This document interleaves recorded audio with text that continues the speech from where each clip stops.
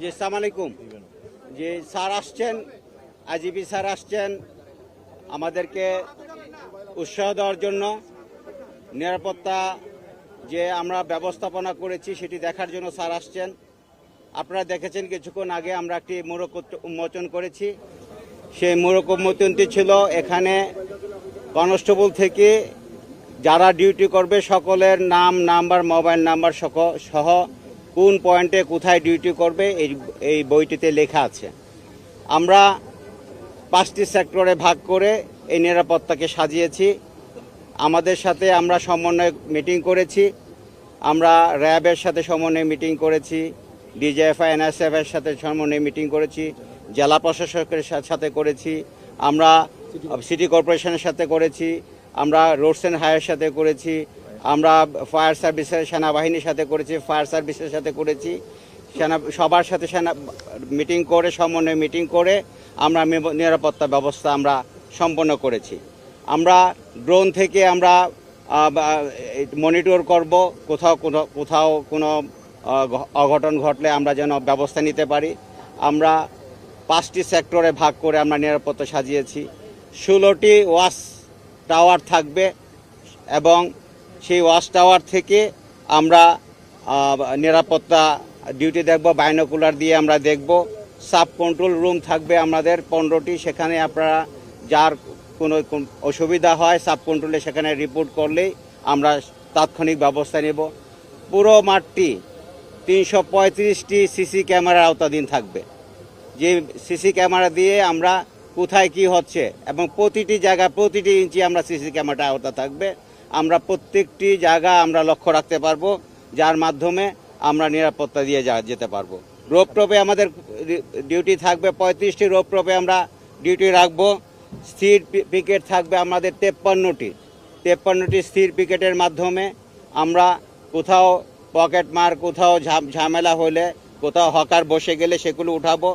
আমরা mobile party থাকবে 20টি, যে 20টির মাধ্যমে আমরা মপ করে বিভিন্ন জায়গায় আমাদের ছোট ছোট দলে ছোট ছোট রাস্তাগুলো তাদের জায়গা থাকবে খুব অল্প পরিমাণ, সেই জায়গাটুকু আমরা নিরাপদে রাখবো এবং ক্লিন রাখবো। আমরা চেকপোস্ট থাকবে 20টি, চেকপোস্টের মাধ্যমে এখানে যেন কোনো দুষ্কৃতিকারী না ঢুকতে পারে, আমরা সেই চেকটি করব। আমরা ফুটপাত উচ্ছেদ করার জন্য পুলিশ বাহিনী এবং ম্যাজিস্ট্রেটের সমন্বয়ে আমরা মোবাইল টিম গঠন করেছি। আমরা ট্রাফিকের মধ্যে ট্রাফিক ব্যবস্থা যেন সুন্দর হয়, তার জন্য আমরা ইজতেমা যেদিন শুরু হবে মানে 31 তারিখ থেকে 2 তারিখ পর্যন্ত পণ্যবাহী ট্রাক, পণ্যবাহী গাড়ি আমরা এই রাস্তা দিয়ে চলতে দিব না, আমরা ডাইভার্ট করে দিব। আর মোনাজাতের দিন কোনো গাড়ি আমরা চলবে না, সেই মোনাজাতের দিন শুধুমাত্র ওই ইজতেমার যে অঞ্চলটুকু সেটি গাড়ি মুক্ত রাখবো, যাতে মানুষের কোনো অসুবিধা না হয়। আমরা সাদা পোশাকে প্রচুর পরিমাণ নিরাপত্তা রেখেছি, যাতে আমরা সুযোগ সব সংবাদগুলো পেয়ে থাকি। আমরা পুরো পোশাকে আমরা পোশাকধারী পুলিশ রেখেছি 6000-এর কাছাকাছি, 5000 সংখ্যাটা নাই বললাম। সর্বমোট আমরা প্রচুর পরিমাণ পুলিশ মোতায়েন করে এই নিরাপত্তা দেওয়ার জন্য সুব্যবস্থা রেখেছি। ইনশাল্লাহ আমরা আশা করি কোনো অঘটন ঘটবে না। আপনারা সহযোগিতা করবেন। আপনাদের কাছেও যদি কোনো কিছু ধরা পড়ে আমাদেরকে জানাবেন, আমাদের কন্ট্রোল রুমকে জানাবেন, সাব কন্ট্রোল রুমগুলোকে জানাবেন, আমরা ব্যবস্থা নেব। আমরা ড্রোনের মাধ্যমেও আমরা পুরো ব্যবস্থাকে মনিটর করব।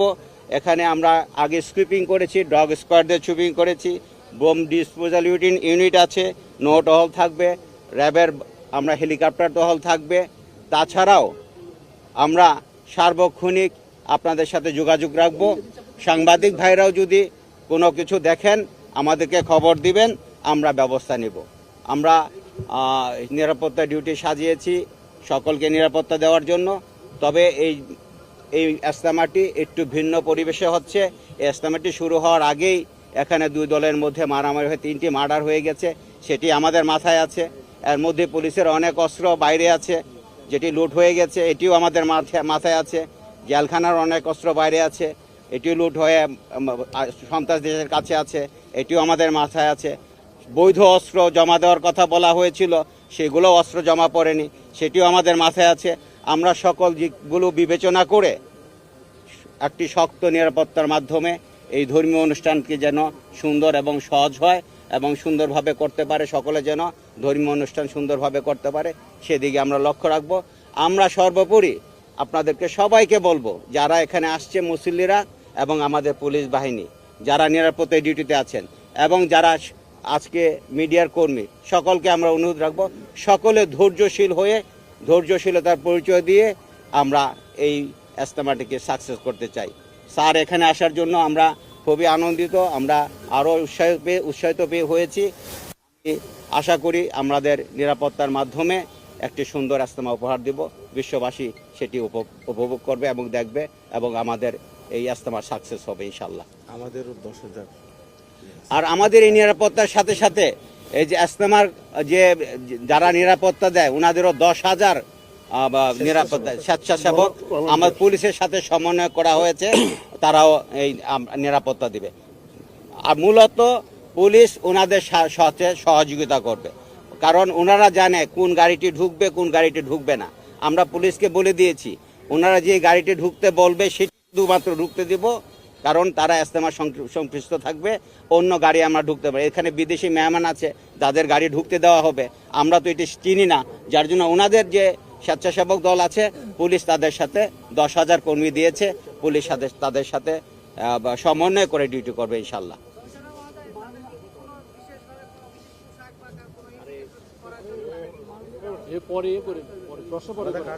যে আমরা ওনাদেরকে কার্ড দিয়ে দিয়েছি পুলিশের তরফ থেকে, ওনারা যে পুলিশের সাথে ডিউটি করবে ওনাদের সেটি আমরা চিহ্নিত করে রাখবো, কার্ড দিয়ে দিয়েছি। জি প্লিজ। একটু আগে বলছিলেন যে বিপক্ষে অলরেডি মার্ডার হয়ে গেছে এখানে, এবং এইবার আমরা জানতে পারছি যে একই সাথে দুই পর্ব হচ্ছে একপন্থী করতে চায় এবং আর একপন্থীর আসলে অনুমতি হয়েছে কিনা, তারা পরবর্তীতে করতে পারবে কিনা, বা এটা নিয়ে আর কোনো ঝামেলা হবে কিনা এটা কি বলবেন? মানে আজ সার্বিক বিষয়ে আপনি যদি একটু বলে। না, থ্যাংক ইউ। প্রথমত আপনাদেরকে ধন্যবাদ জানাই সাংবাদিক বন্ধুরা, আপনারা এসছেন সংবাদ সংগ্রহের এই উছিলায় আমরা কিন্তু আপনাদের কাছ থেকে একটা বড় সুবিধা পেয়ে যাই। আপনাদের মাধ্যমে আমরা সমস্ত দেশের সাথে কমিউনিকেট করি এবং আপনাদের মাধ্যমেই আমরা অনেক ফিডব্যাক পাই। আপনারা এসছেন, আবারও ধন্যবাদ। এইখানে কিছুদিন আগে যে দুঃখজনক ঘটনা ঘটেছে, যারা এই মুসল্লিরা যারা এই ধর্মীয় উদ্দেশ্যে দিন এবং দুনিয়ার কামিয়াবি হাসিলের জন্য এখানে আসেন, ইজতেমার সময় মতদ্বৈধতা মানুষের মধ্যে থাকে, ওনাদের মধ্যে হয়ে গেছে, সবাই তো আদমের সন্তান। তো এইটা আমরা অত্যন্ত দুঃখজনক ঘটনা ঘটেছে। তো এটার প্রেক্ষিতেই ওনারা উভয় গ্রুপই অত্যন্ত, আমি বলবো যে সদ্ভাবের এবং ওনারা অত্যন্ত দায়িত্বশীলতার পরিচয় দিয়েছেন। ওনারা এখন আমাদের মাওলানা মাহফুজ এখানে আছেন, ওনারা এই 31 থেকে 5-এর মধ্যে ওনারা করবেন, আর বাকি যে অংশ ওনারা 14 থেকে 16 পর্যন্ত করবেন। এর মধ্যে কোনো ধরনের দ্বন্দ্ব কিংবা মতদ্বৈধতা নাই, উভয় পক্ষই শান্তিপূর্ণভাবে করবেন এবং আল্লাহ চাহে তো আমরা এটা শান্তিপূর্ণভাবে আপনাদের সহযোগিতায় সমাধান করতে পারবো এবং সমাধা করতে পারবো। নিরাপত্তার বিষয়ে আমাদের সম্মানিত কমিশনার সাহেব বলেছেন, মানে এটা আসলে পুলিশ অনেক বছর ধরে করে আসছে। আমি 2006-এ ঢাকা রেঞ্জের ডিআইজি ছিলাম, তখন আনোয়ার ইকবাল স্যার ছিলেন আইজিপি, উনি প্রয়াত, আল্লাহ ওনাকে ব্যস্ত নসিব করুন। ওনার সাথে আমরা প্রথমে ওই সময় যখন আসি তখন যে অ্যারেঞ্জমেন্ট ছিল তার চাইতে এখনকার অ্যারেঞ্জমেন্ট অনেক উন্নততর, নিরাপত্তা ব্যবস্থা অনেক বেশি সুদৃঢ় এবং তখনও র্যাবের নিরাপত্তা ব্যবস্থায় অংশগ্রহণ ছিল, এখনও আছে, এখনও র্যাবের অংশগ্রহণ। র্যাবের সিও কই? CO RAB 1? জি হ্যাঁ, ওনাদের নিরাপত্তা ব্যবস্থাও আরও সুদৃঢ় করেছেন।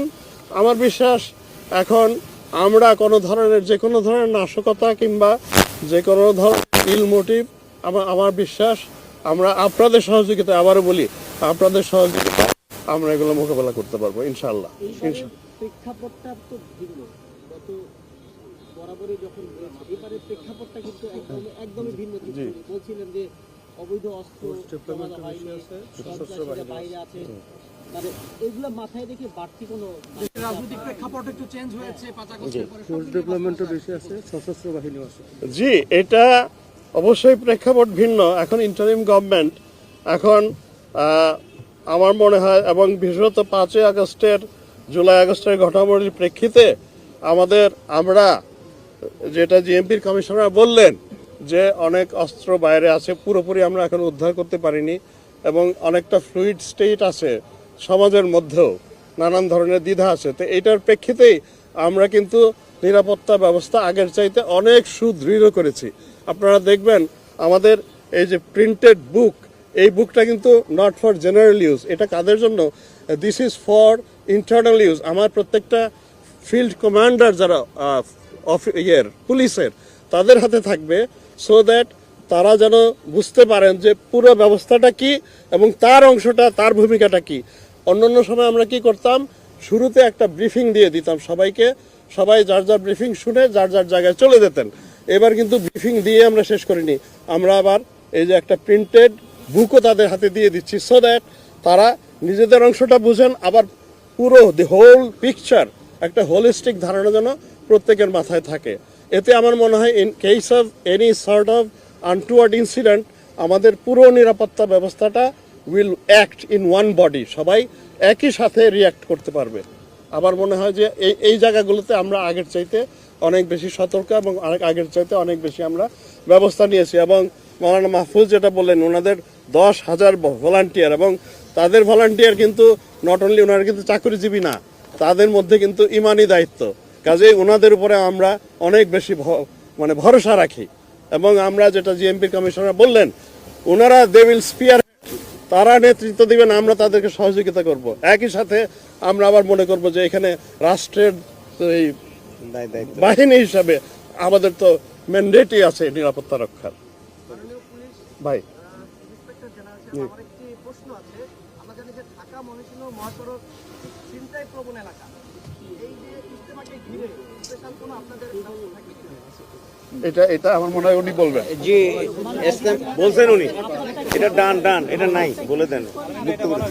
14, 15, 16 অন্য পক্ষের যে আপনারা বলছেন অনুষ্ঠিত হবে, তাদেরকে, তারা অভিযোগ করছেন তাদেরকে একটা শর্ত দেওয়া হচ্ছে, সেই শর্ত অনুযায়ী আসলে তারা ওই পর্ব করছেন কিনা, আর এনারা 5 তারিখ পর্যন্ত, কয় তারিখে আপনাদেরকে মাঠটা বোঝায় দিবে?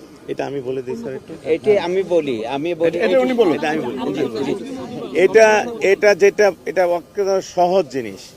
আমাদের 5 তারিখে আমাদের ইজতেমা শেষ হয়ে যাওয়ার পরে 6 তারিখে মাগরিবের পরে আমরা প্রশাসনের কাছে হ্যান্ডওভার করব। আমরা হ্যান্ডওভার করার পরে একটা মাঝখানে সময় থাকবে 1 বা 2 দিন, যেটা ওনারা রাখবেন আমাদের লোক বের হওয়া, ওনাদের লোক ঢুকার মাঝখানে। ওনাদেরকে মাঝে যে কোনো একদিন ওনাদেরকে ঢুকতে দেওয়া হবে। ওনাদের ইজতেমা 14, 15, 16 শেষ হয়ে যাওয়ার পরে ওনারা 18 তারিখে চলে যাবেন প্রশাসনের কাছে মাঠটা দিয়ে। এতটুকু পর্যন্ত সিদ্ধান্ত আছে। আর সিকিউরিটির ব্যাপারে আমি স্যারের অনুমতি নিয়ে একটা কথা বলতে চাই, সেটা হলো আসল সিকিউরিটি দেওয়ার মালিক কিন্তু আল্লাহ। কে দিবে ভাই? এই যে স্যার যে বললেন 10,000 লোক, এটা আমাদের খিত্তা বিভিন্ন জায়গায় প্রতিটা লোককে ট্রেস করার আমাদের কিছু চেকলিস্ট আছে, এটা দিয়ে চেক করবে।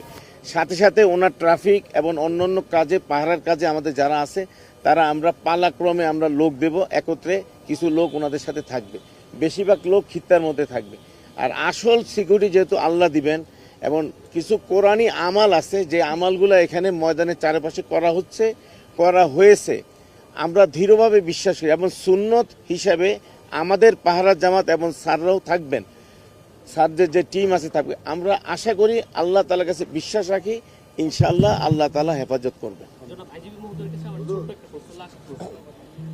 আপনাদের এই যে ইজতেমা, দুই পক্ষের মধ্যে একটা বিরোধ অনেকদিন ধরে চলে আসছে, সেটা নিয়ে এবার গন্ডগোল হয়েছে, 2018-তে গন্ডগোল হয়েছে।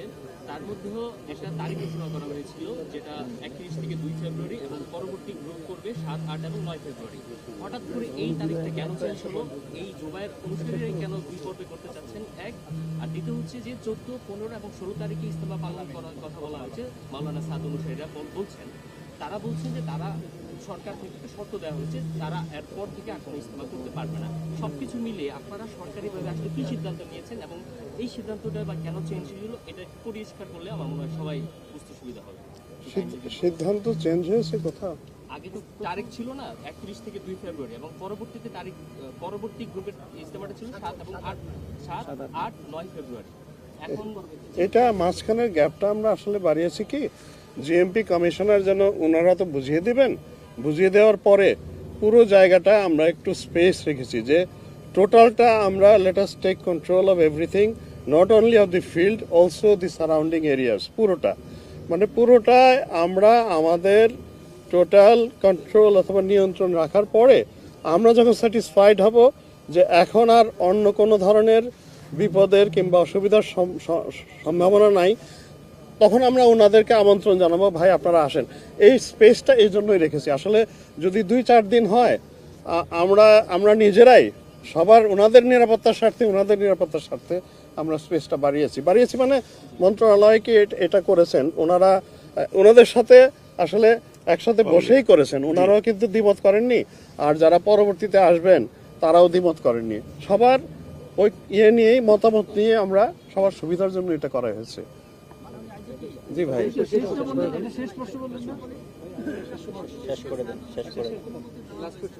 এটা শেষ প্রশ্ন।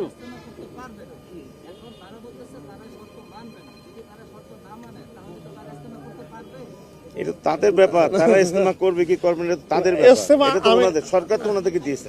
আমরা তো চাই ওনারা ইজতেমা করুক। এখন জি না, অবশ্যই তারা কেন ইজতেমা করবেন না, অবশ্যই করবেন।